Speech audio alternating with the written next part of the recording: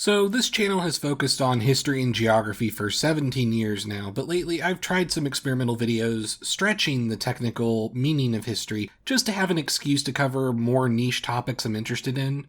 To my surprise, when I made a video talking about the history of a dead internet podcast, a lot of you loved it, and I am happy to say I will continue the Ruins of the Web series. But this week I wanted to try perhaps the most out there video for my channel. What about Forgotten TV? Look, this is a video I've wanted to make for at least a decade, but I've never gone through with it for one reason or another. But you know what? I'm turning 30 this month, so I'm just gonna try it as a birthday present to myself, whether the people watch it or not.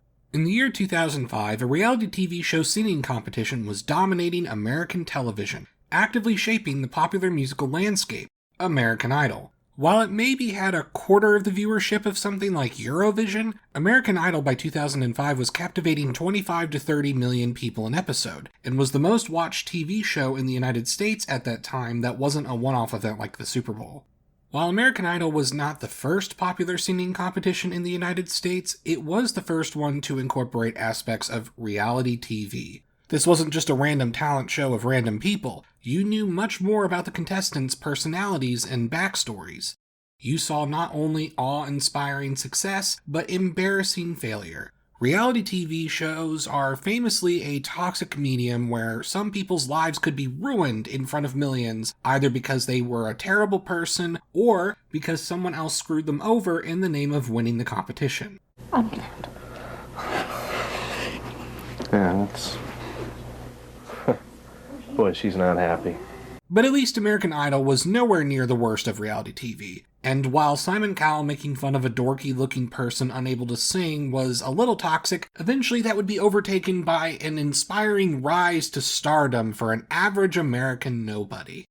As you can imagine, with how successful American Idol was, there were many copycat singing competition shows that wanted to imitate its success, some of which are still somewhat popular today. But there was one copycat show that only lasted 2 seasons, but 9-year-old me was absolutely obsessed with: Rockstar. You see, while little kid me liked some pop music, I have always been a rocker and metalhead at heart, so right away the idea of American Idol but rock and roll was already super appealing to me. But honestly, the dynamics of Rockstar were slightly different. You weren't competing to become a new solo pop star, you were competing to become the lead singer of a specific band. That meant you'd need to get ready to not only work together on an album with an already famous act, but also embark on a giant stadium tour. Rockstar was created by Mark Burnett, notable for creating shows like Survivor or The Apprentice. So it was more than likely that Rockstar would have more reality TV elements than American Idol. And since it was trying to compete with a ratings juggernaut like that, they probably thought they had to in order to compete. But the real question was, who was the band they would try for season 1? Well, much to my joy, the band looking for a new singer for season 1 of Rockstar was Australian group INXS. If you are somehow unfamiliar with INXS, they were an Australian band that combined elements of new wave, funk, alternative, and rock into a unique sound that made them one of the biggest bands of the late 80s and early 90s. Because copyright on YouTube sucks, I'm not going to play their full songs here, but here's a list of their big hits. You should check them out. You'll probably know at least 1 or 2 of them. INXS has always been in my top 5 favorite bands at any given time of my life. It had also been years since they had released anything new because their original singer Michael Hutchence tragically took his own life in 1997. The band occasionally did shows with a guest singer, but that was it. After 8 years, it was time to move on, get a new singer, and make a new album. Little kid me was especially excited because I presumed I'd never hear new INXS songs or ever get to see them live, and now maybe I could. The first episode aired on July 11th, 2005 on CBS. Brooke Burke was chosen as the host, while INXS would be joined by Jane's Addiction guitarist Dave Navarro as a guest judge. Since it was a reality TV show, my parents wanted to watch it first to make sure it wasn't too adult, and ultimately they approved and let me watch it. Honestly, since my parents loved INXS too, we all just kind of watched it together as a family. Which leads into something that made Rockstar INXS stand out. For a Mark Burnett reality TV show, it was surprisingly tame and even classy at times. Going back and rewatching through the show, I was worried that maybe it only seemed tame in comparison to its contemporary reality TV shows, but that it still wouldn't age well. But to my surprise, minus a couple of moments here and there, the show really hasn't aged that badly. Part of the reason was INXS themselves. INXS were rock stars, but you can imagine after the tragedy of Michael Hutchins' death, they weren't looking for anyone coked up and over the top. They're also in their late 40s now. Partying time is over. They wanted a good singer to make music. Fun was great. Trashy? Absolutely not. During the first episode, one contestant acted a bit too over-the-top excited with the women in the audience, and the band even warned him to cool it down, saying that that's not what they were going for. JD, you've got a lot of potential. Thought you overdid it last night. I think you got to think sparingly with your energy. It just looked like you were really nervous, but there are better ways to channel that nervous energy. Then whenever a contestant was eliminated, the band made an effort to do it as classy and direct as possible by giving them a full and honest reason in person to let them down gently without mocking and humiliating them. Dana, I'm so sorry. You're just not right for our band INXS. I'm so sorry. Take care. Thank you. In a strange way, INXS was almost like a counterforce to balance out the toxicity of reality TV, which refreshingly helps keep the show watchable in 2026 like it was in 2005. So aside from the rock and roll aspect and INXS themselves, what made Rockstar stand out from American Idol as a competition? Well, similar to Survivor-like reality TV shows, the contestants did live together in a typical TV mansion sort of setting, where they would interact with each other while practicing for what song they would plan to sing that week. There were also reality TV challenges, but it was never something random like a physical competition or trivia night. It was all stuff actually related to the job they were competing for. Break up into teams of 4 and co-write a song together. Experience a photo shoot where you have to dress like a rock star and pose for a magazine. Try to sing over a new INXS song in your style to see how well you can match the vibes of the song. Stuff like that. What about the contestants? Well, 15 contestants were selected out of thousands that auditioned from the United States, Canada, and Australia, and none of the auditions were aired like they would have been for American Idol. While some of the 15 contestants clearly started out as better singers than others, you could see the potential in all of them. There was something to work with. Naturally, like any reality TV show, you had contestants who would fit archetypes. JD Fortune, yes, that's the name he went by, was the bad boy who was there to compete, not make friends. Marty Casey was the nice, humble guy who was usually the fan favorite. Mega Yesa was the theater guy. Jordis Unga was the young college-age contestant who was surprisingly gifted for her age. Susie McNeil started out as one of the more amateur singers who slowly became one of the best singers by the end of the show. There was occasional bickering between contestants when fighting over which song to sing, or when JD Fortune tried to be the antagonist and talk badly about someone else. While they're learning the INXS songs, I know them because I love them. Nice job, JD. Thank you very much. All right, man. The things that you would expect from a reality TV show. But there were way more moments of the contestants overall being good, supportive friends with each other in a way that you wouldn't expect for this type of show. As the show went on, eliminations would result in the entire mansion of contestants getting quite emotional. Neil brought a light to this house that will be greatly missed. He is kind of like the heart of the group. We were all very, very, very shocked that he went home. The overall positivity of the show, again, really adds to how surprisingly rewatchable the show is. The best part of the show, though, was the performances. Unlike American Idol at the time, where the contestants just sang on a circle stage in front of the judges while the musicians are shoved in a dark corner in the back, Rockstar had a kick-ass house band that was up front and center with the contestants. They were professional, talented, and pocket in every performance. It made every performance episode a genuine rock concert. There were also several moments outside of the main performances where you'd see the contestants practice with them, and sometimes the contestant would want to rearrange the song in a different style. Maybe in a different key, maybe make it more acoustic, maybe make it heavier. And the house band would figure out and nail it every time. And then, as the show got closer to finishing, sometimes Dave Navarro or one of the members of INXS would join on stage to help jam.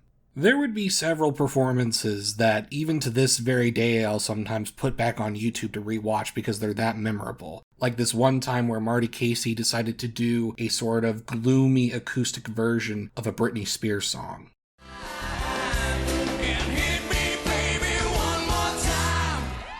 Rewatching the show, though, there was one thing that was way more obvious as an adult than back when I was a kid. By around halfway through the show, it was clear that the band had already narrowed down their choice to two contestants, Marty Casey or JD Fortune. Not only were they popular with audiences, but they would end up putting in the most effort asserting themselves for the job. JD Fortune, despite being the antagonist, did have a good voice, was considered attractive, and fit that rock star aesthetic. Marty Casey had a unique voice, was more modern with his ideas, and was able to command the stage, and proved he could be ready for any challenge that came his way. The show by that halfway point clearly focused on those two more than the others, and made them almost like main characters.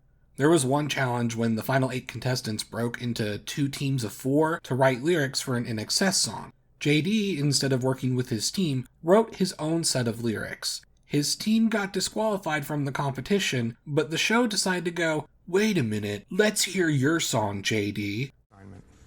But I actually am very curious, do you have a song prepared that you'd want to perform for Andrew? Is that cool? Sure. I'd love to hear it. You guys mind? Sure enough, they like what they heard, and JD would re-perform this version of the song, which he titled Pretty Vegas, multiple times in the show, as the audience couldn't get enough of it.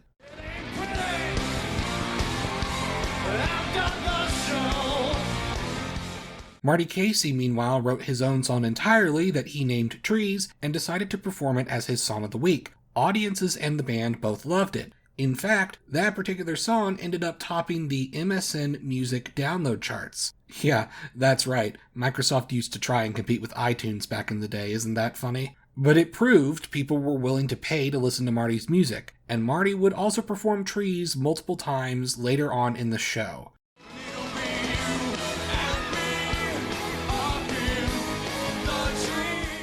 Sometimes other contestants were able to write their own songs, but Trees and Pretty Vegas were almost like competing against each other in a way that the others weren't. I myself back in the day was Team Marty Casey, so the show's bias towards him didn't really bother me, but it is absolutely more noticeable on rewatch that he and JD Fortune were the narrowed down choices several episodes before the show was technically over. Now, spoiler alert if you actually want to go back and watch the show, they did in fact become the final 2. After a finale of performing several songs with INXS, INXS had to make their final choice. JD?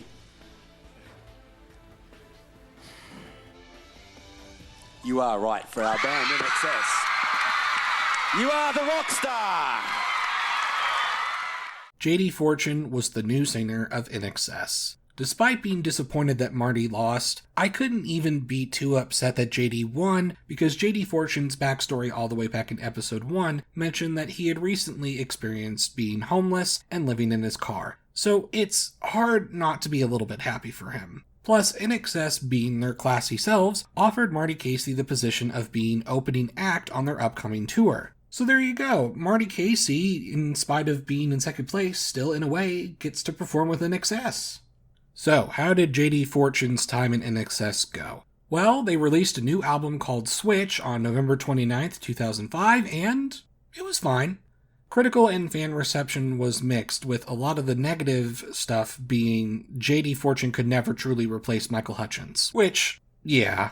Unfortunately, INXS could not pull off an AC/DC. Internationally, the album has sold a little over 500,000 physical copies, which did better than INXS's previous 2 albums, but did not bring them back to their peak success by any means. The main single off of Switch happened to be JD Fortune's Pretty Vegas. Interestingly, I guess some of his lyrics did end up coming from Marty Casey and Jordis Unga, so they both got co-writing credits. Pretty Vegas did manage to be a top 40 hit in the United States and a top 10 hit in Australia and New Zealand. So, for an 80s band trying to have a comeback, that's actually not that bad. The resulting world tour took place in many countries, and sadly, I was never lucky enough to catch a show. What can I say? I didn't have a lot of spending money at the age of 10. But after that successful tour, things started to sour. Details are a bit confusing, but at some point JD lapsed into drugs, and the rest of the band, being around the age of 50 at this point, just wasn't going to put up with that. JD Fortune claimed the band fired him in 2009, but the band denied this. And I guess the band was telling the truth because JD Fortune then did another 2 tours with them in 2010 and 2011. So I guess he wasn't fired. He then also recorded a cover of the INXS song The Stairs on an INXS covers album that was released in 2010. After the 2011 tour, JD and INXS did part ways for good though. INXS themselves, while very briefly finding a third singer, actually retired just a year later in 2012. So really, it was going to be the end of the line anyway.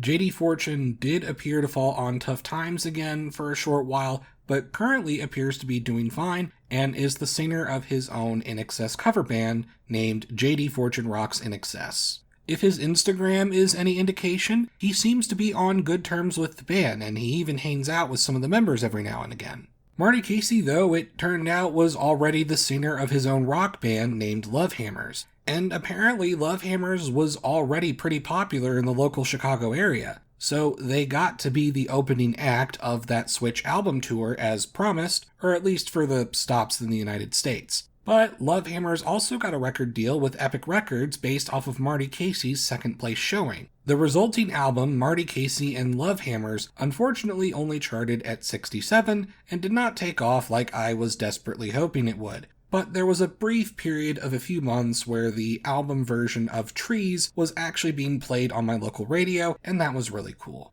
Despite the album not going anywhere, this album was a huge part of my childhood, and even today I regularly listen to it. It is definitely an album from 2005 with that slight butt rock aesthetic, but I genuinely encourage you all to give it a listen. You can still find it on Spotify, YouTube, and all the usual places. Now, some of you might be thinking, gee, did Marty Casey end up competing more to promote his band than to seriously be a member of INXS? Well, from what I could find, Marty saw the situation as a winning either way sort of deal, so he would have been fine with either outcome. Fair enough, I guess, but honestly, this sort of thing is a lot more common with reality TV competitions than you think. JD Fortune, for example, he actually did have experience in a studio where he actually recorded 2 songs for Beyblade under his real name of Jason Dean Bennison. That's hilarious. As for the other contestants, several of them tried to release music afterwards to cash in on their brief television fame. Ty Taylor has a band called Vintage Trouble that does well at shows, and he even got to tour with the Rolling Stones once. Susie McNeil had a brief bit of success in Canada and also toured with Aerosmith. Both are worth checking out, and that was about as good as any of the contestants got in terms of fame. I can say, though, that honestly, all of their music is worth listening to, and you can still follow most of them on social media today, where they all seem to be good friends. It feels weird for a reality show for virtually all the contestants to regularly keep up with each other, but it's kind of wholesome. Also, Jordis Unga tried again and ran on The Voice a few years later. She didn't win, but I thought that was interesting. So how did Rockstar compete with American Idol? The answer is, they didn't. Towards the beginning, they were only getting 3 million viewers an episode, but by the finale, they were able to raise that number to 8 million. So only a quarter of the audience American Idol was getting. But growing 3 million to 8 million is not a bad trajectory at all. For Season 2, Rockstar had a chance to keep the momentum going, just as long as they didn't try to get more reality TV-like. You'll never guess what happened. Hey there! Originally, this video was also going to get into Season 2 of Rockstar, and how in my opinion, it was a huge downgrade and disappointment that ended up getting the show cancelled. However, on my birthday at 2 in the morning, some outdoor pipes got backed up and soaked my apartment, so I had to spend most of the day dealing with that. So as you can imagine, I wasn't able to fully finish editing that part. However, since this video is already getting pretty long, I figured I'll make a separate video for Season 2 and finish it next week, and make it a Patreon exclusive. If this video does surprisingly well, then maybe I'll post the Season 2 video here later. But for now, back to the video. While the show did release a CD and DVD compilation of a few select performances from Rockstar INXS, there was never a full complete series DVD for either season. It's also never been on streaming either. As a result, aside from the scattered YouTube uploads, this show is in danger of being lost media. It felt weird that a show that was briefly a huge part of my life was just culturally forgotten. No one I knew at school watched it. You could find a few message boards talking about it from back in the day, but that's about it. Making this video feels very cathartic because it's at least putting a record out there. That is what history is all about. Meanwhile, JD Fortune in 2022 randomly decided to host a Zoom call reunion, having a free version that was like 30 minutes and a full hour and a half that you could purchase a download of. I will fully admit I paid for the full version because I was that excited to see how everyone was doing, or to see if there was any insight about the show behind the scenes. Sadly, Marty Casey couldn't make that Zoom call, which was a bummer. But then, in 2025, Marty Casey and several of the Season 1 contestants decided to put on a 20th anniversary reunion show. When I found the news on his Instagram, I was super excited. However, the reunion shows they hosted were too out of the way for me and I was unable to see them. But then in 2026, a third show was held in LA, and while I couldn't make it out there, they did make it available as a pay-per-view. After buying a ticket, I got to watch 6 of the original Season 1 contestants, and Toby Rand from Season 2 performed some of their iconic performances from the show, some original stuff, and some INXS covers. No JD Fortune, though. I hope the fact that JD Fortune and Marty Casey didn't participate in each other's reunions is just a coincidence, but I don't know.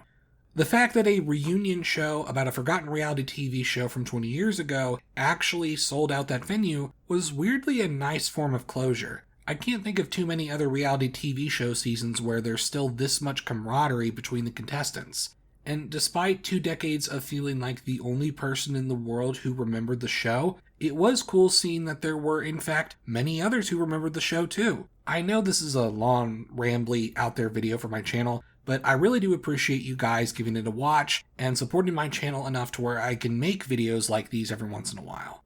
I'm Emperor Tiger Star, and I'll see you guys next time.